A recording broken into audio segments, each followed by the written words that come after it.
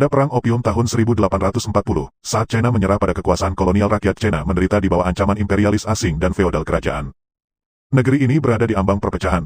Pada awal abad ke-20 idealis revolusi merebak hingga ke China saat kekuasaan dinasti Qing berkurang di bawah kepemimpinan Sun Yat-sen. Para revolusioner menemukan cita-cita politik nasionalisme, demokrasi dan kehidupan yang lebih layak buat rakyat. Mereka berjuang dengan gagah berani meraih cita-cita mereka. Pada tahun 1911 sebuah revolusi meletus. Sebuah film bersejarah Cina dari dinasti ke republik. Film Jackie Chan bercerita tentang negara China dalam keadaan krisis. Terjadi pertikaian antar kelompok hingga membuat rakyat dalam keadaan kelaparan. Dinasti Qing yang berkuasa dipimpin oleh seorang kaisar yang masih bocah berusia 7 tahun dan ibunya permaisuri Long Yu yang kejam. Rakyat mulai melakukan pemberontakan pada kerajaan dinasti Qing. Untuk menghentikan pemberontakan maka dibentuklah tentara modern yang kuat. Maka diperlukan persediaan persenjataan yang modern yang membutuhkan biaya besar dan mahal. Karena memerlukan banyak uang, pemimpin Qing memperdagangkan apa saja dengan negara-negara asing termasuk menjual masa depan China. Cerita film yang diawali dengan adanya seorang perempuan yang dieksekusi mati. Ia rela mati buat perubahan masa depan China. Tidak ada wanita China sebelumnya yang menumpahkan darahnya buat revolusi. Biar dia wanita yang pertama mati demi sebuah revolusi meski harus meninggalkan suami dan anak-anaknya semua demi sebuah kedamaian dan ketenangan. Cerita film pun beralih ke negara Amerika, tepatnya pada tanggal 26 April tahun 1911 di San Francisco. Seorang bernama Sun Wen menghadiri acara penggalangan dana yang digagas oleh Situ Meitang. Cerita film pun mundur ke belakang 5 bulan yang lalu di Pulau Penang, Malaysia. Para anggota Tong Meng Hui atau Aliansi Revolusioner Tiongkok yang diketuai oleh Sun Wen atau lebih dikenal dengan Dr. Sun Yat-sen di dalam pengasingannya. Para anggotanya yang sedang beristirahat tidur, mereka terbangun dikejutkan oleh seorang wanita yang mengambil baju mereka buat dicuci. Sedangkan yang terakhir dibangunkan oleh Sun Yat-sen adalah seorang pria yang bernama Huang Xing.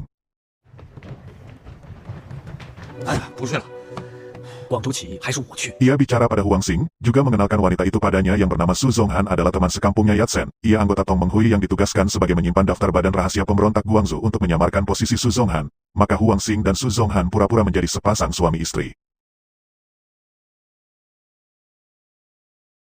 Pada tanggal 27 April tahun 1911 Huang Xing memimpin ratusan pemuda revolusioner dan pemberontak menyerbu rumah gubernur Guangzhou yang waktu itu dijabat oleh Zhang Mingyi. Tapi Zhang Mingyi berhasil meloloskan diri keluar dari rumahnya karena kalah jumlah dan tentara kerajaan mempunyai senjata mesin yang lebih baik. Maka para pemuda revolusioner yang dipimpin Huang Xing bisa dipukul mundur. Huang Xing sendiri mendapat beberapa luka tembak.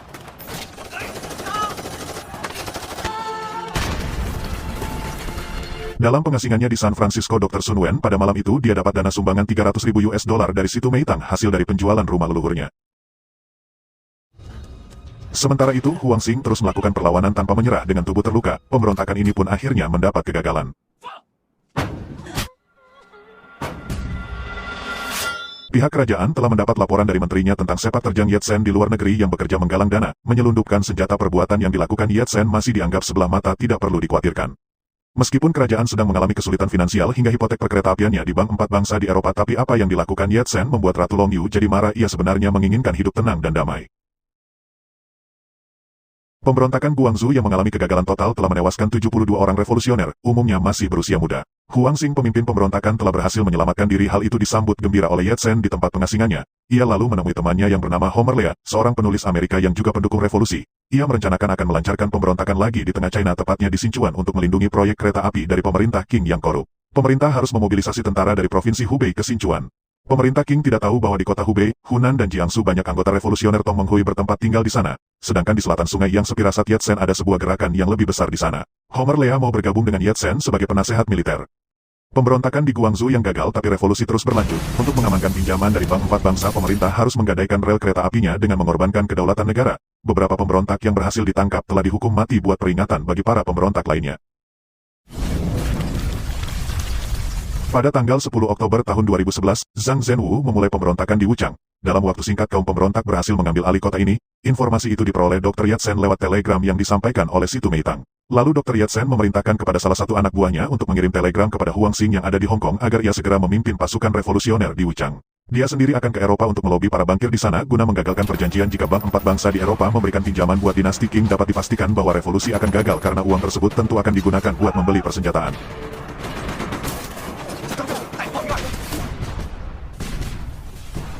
Setelah mendapat telegram Huang Xing segera pergi ke Wuchang, nampaknya Su Zonghan sangat berat untuk melepaskan kepergiannya. Pada tanggal 27 Oktober Yuan Sikal tiba di garis depan guna memimpin pasukan Qing. Dia menunjuk Feng Guozhong memimpin pasukan pertama dan Duan Kurui memimpin pasukan kedua. Bersama-sama mereka menyerang Hankou. Pasukan Qing berhasil merebut Hankou dari tangan revolusioner.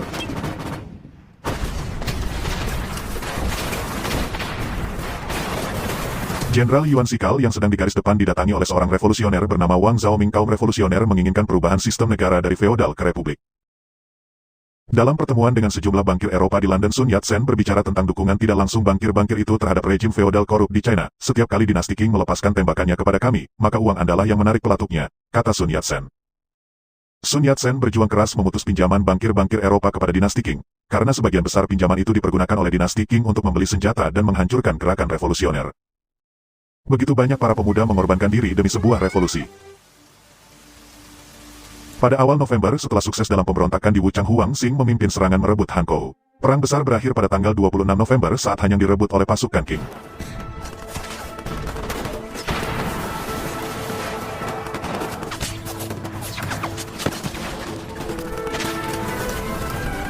Jenderal Yuan Sikal melapor kepada Ratu bahwa anak buah Yat Sun sulit dikalahkan. Ia juga kekurangan amunisi dan pasokan senjata, maka ia memutuskan meminta kepada Ratu agar peperangan di Wuchang segera dihentikan saja karena terlalu banyak makan biaya. Dia mengusulkan dilakukan upaya perdamaian dengan para revolusioner. Ide itu tentunya ditentang oleh para menteri. Para revolusioner di Wuchang berhasil bertahan dari gempuran prajurit Qing selama 40 hari. Berkat perjuangannya maka organisasi-organisasi revolusi itu memproklamirkan kemerdekaannya. Kota Hanyang direbut setelah perang 40 hari, lebih dari 4.000 pasukan revolusioner tewas. Akhir 1911 Sun Yat-sen telah kembali ke Tiongkok. Bersamaan dengan itu perwakilan dari 17 provinsi telah sepakat untuk membentuk pemerintahan sementara dan memilih seorang presiden sementara. Hari itu tanggal 29 Desember tahun 1911 saat pemilihan presiden sementara sedang berlangsung, Sun Yat-sen sendiri hanya duduk santai di luar ruangan. Homer Lee, seorang penulis Amerika yang juga pendukung revolusi, menemukan Sun Yat-sen di luar ruangan. Konferensi itu memutuskan memilih Sun Yat-sen sebagai presiden sementara dengan memenangkan 16 dari 17 suara provinsi.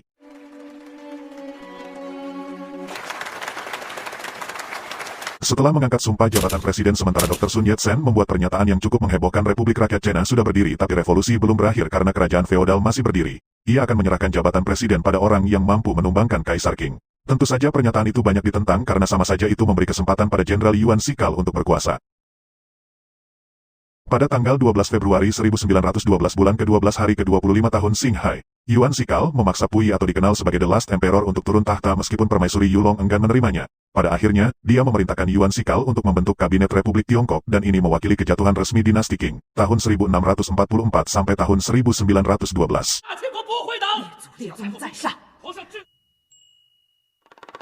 Yat-sen sebelum mengakhiri masa jabatannya, ia mengumpulkan para duta besar agar memberikan dukungan buat pemerintahan yang baru dipimpin oleh Yuan Sikal. Dia bersyukur kejatuhan kerajaan tidak dengan kekerasan seperti revolusi Prancis di mana Louis XVI harus berakhir di guillotine. Revolusi Xinghai 1911 telah berhasil menggulingkan dinasti Qing yang korup, mengakhiri 2000 tahun lebih pemerintahan monarki, membuka pintu untuk kemajuan. Tapi bagaimanapun juga revolusi tidak mengubah kenyataan nasib tragis orang-orang China di bawah hegemoni kolonial dan tekanan feodal. Mengikuti semangat Sun Yat-sen, Partai Komunis China memimpin rakyat dalam kemajuan bangsa.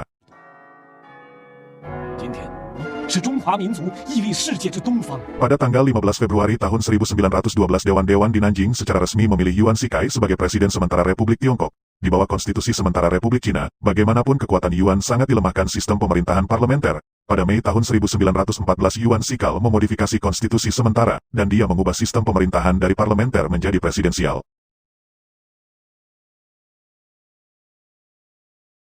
Baik, Assalamualaikum warahmatullahi wabarakatuh.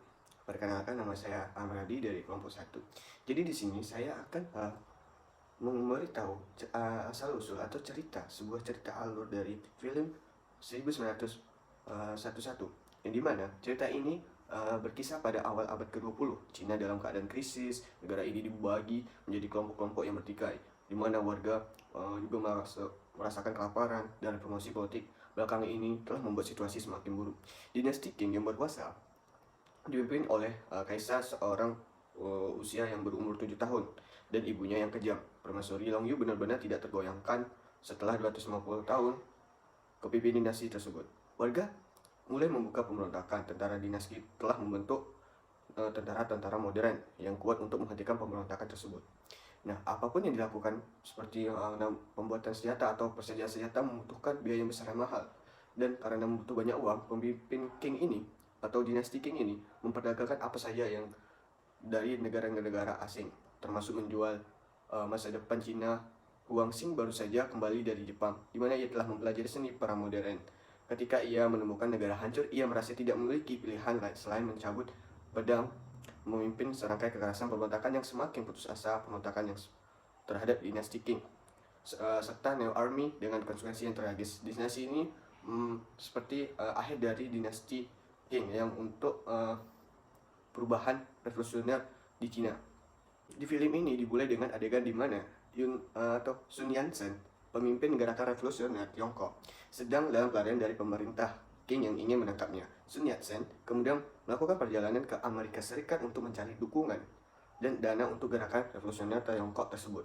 Untuk gerakan itu, dia harus sementara di Tiongkok dulu. Gerakan revolusioner ini semakin kuat dan pemerintah Qing semakin lemah. Ini saya akan menjelaskan sedikit bahwasannya revolusioner tahun 1901 ini adalah juga dikenal sebagai revolusioner Shanghai atau revolusioner Qing mengakhiri dinasti kekaisaran Tiongkok. Dinasti Qing ini yang dipimpin oleh Manchu dan berujung pada berdiriannya Republik Tiongkok.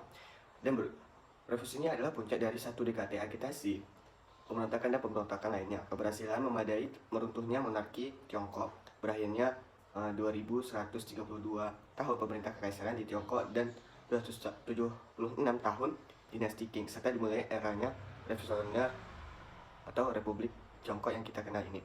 Dinasti Qing telah lama berjuang untuk mereformasi pemerintahan dan melawan agresi asing. Namun, program revolusi setelah tahun 1100 ditentang oleh kaum konservatif di Istana Qing karena dianggap terlalu radikal oleh para reformis, karena dianggap terlalu lambat. Beberapa faksi termasuk kelompok bawah tanah yang anti Qing, kaum reformis ini di pengasingan reformasi yang ingin menyelamatkan monarki dengan memodernisasi dan aktivitis di seluruh negeri yang memperdebatkan bagaimana atau apakah akan menggulingkan dinasti Qing tersebut. Titik nyala terjadi pada awal 10 Oktober 1911 atau 11 yang bisa kita lihat dengan pemberontakan Wing Chong, sebuah pemberontakan bersenjata di anggota tentara baru. Pemberontakan serupa kemudian terjadi secara spontan di seluruh negeri atau di seluruh negeri Cina, dan kaum revolusioner di seluruh provinsi negara tersebut meninggalkan atau menggulingkan dinasti Qing tersebut. Itu singkat cerita dari saya. Jadi bisa kita ambil bahwasanya rasa film ini ada menyangkut dengan rasa-rasa nasionalisme untuk memperjuangkan kaum nasionalis yang berjuang untuk mencapai kemerdekaan. Nah, berdasarkan penelitian yang saya dapat lakukan atau tangkap dari gambar dan menurut pendapat ahli juga, terdapat beberapa aspek nasionalis yang dapat dari film tersebut. Nah, sebuah penelitian ini menyebutkan bahwa film ini menunjukkan ada rasa kebersamaan, keadilan, perdamaian, dan kesejahteraan sebagai cita-cita dan harapan bersama. Selain itu, film ini juga menampilkan karakter intelektual yang netral dan nasionalisme yang konsisten. Menurut penelitian lain, nasionalisme yang dimiliki oleh masyarakat Tionghoa ini dalam film ini adalah pengabdian dan semangat juga untuk membangun rakyat demi tercapainya misi bangsa, yang dimana tadi berakhirnya dinasti Qing menjadi revolusioner Tiongkok. Menurut pendapat ahli dari seorang Dr. Hertz, yang menurut HSL adalah hasrat untuk mencapai kesatuan, hasrat untuk merdeka, serta hasrat untuk mencapai keaslian dan hasrat untuk memiliki cita-cita bersama. Jadi di sini dapat dijelaskan bahwa ini tadi karakter Huang Xing itu dia pergi ke luar negeri untuk belajar strategi untuk melawan pemberontakan tersebut, sehingga menjadikan dinasti Qing ini berakhir menjadi revolusioner Tiongkok atau Republik Tiongkok.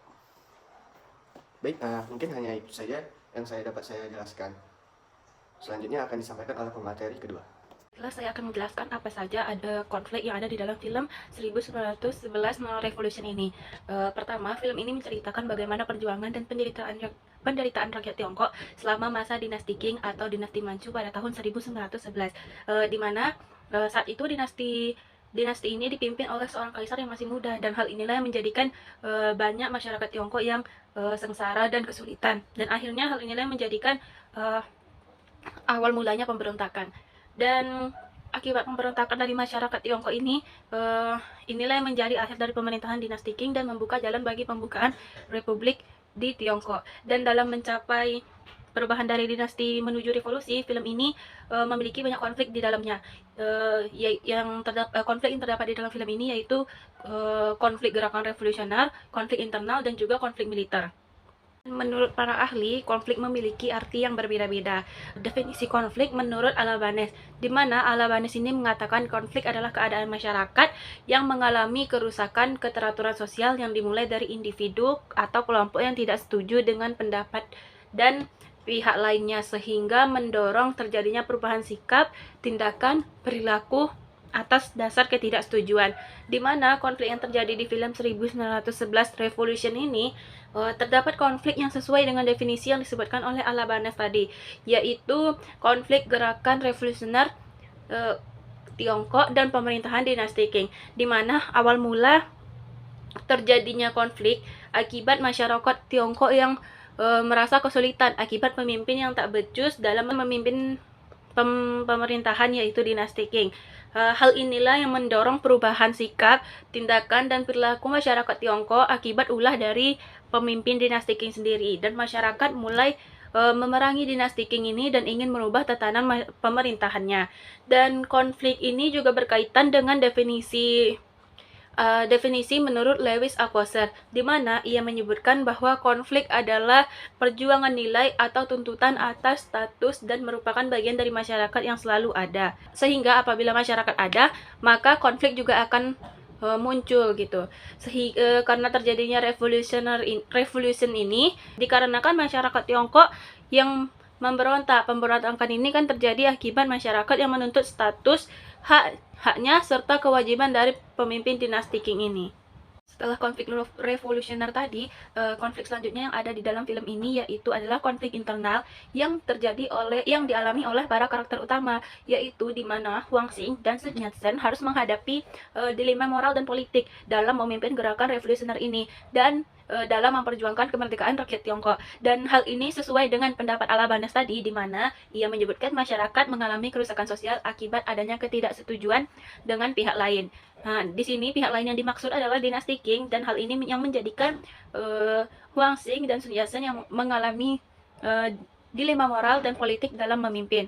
Dan setelah konflik revolusioner dan konflik internal, konflik selanjutnya yang ada di dalam film ini adalah konflik militer, di mana konflik ini terjadi di seluruh Tiongkok, hampir di seluruh wilayah Tiongkok, antara pasukan revolusioner dan dinasti Qing. Pertempuran sengit terjadi di berbagai kota dan daerah, sesuai dengan definisi konflik menurut Alabanes dan Lewis Althusser, di mana konflik militer terjadi akibat perubahan sikap dan tindakan berupa kemarahan kaum Tiongkok akibat pemimpin dinasti Qing.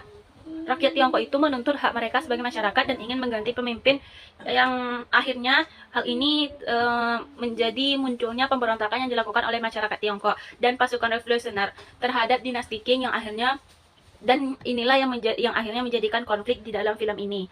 Dan jurnal yang membahas konflik yang terjadi di dalam film ini adalah jurnal Neng Marlina Effendi tahun 2013 yang berjudul Peranan Jengxing dan Revolusi Kebudayaan Cina, di mana jurnal ini membahas bagaimana awal terjadinya pengangkatan kaisar muda yang akhirnya menjadikan dinasti Qing mulai kacau dan masyarakat mulai memberontak kepada dinasti Qing, dan hal inilah yang menjadikan munculnya konflik yang ada di film ini. Baiklah, itu saja yang bisa saya jelaskan. Penjelasan selanjutnya akan dijelaskan oleh teman sekelompok saya. Assalamualaikum warahmatullahi wabarakatuh.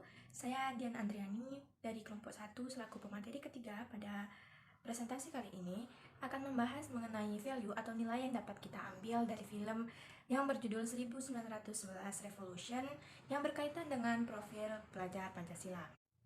Menurut Pusat Informasi Guru Kemendikbud mendefinisikan bahwasannya profil pelajar Pancasila itu merupakan ciri khas dari karakter dan kompetensi yang harus diraih oleh peserta didik yang berdasarkan pada nilai-nilai luhur Pancasila.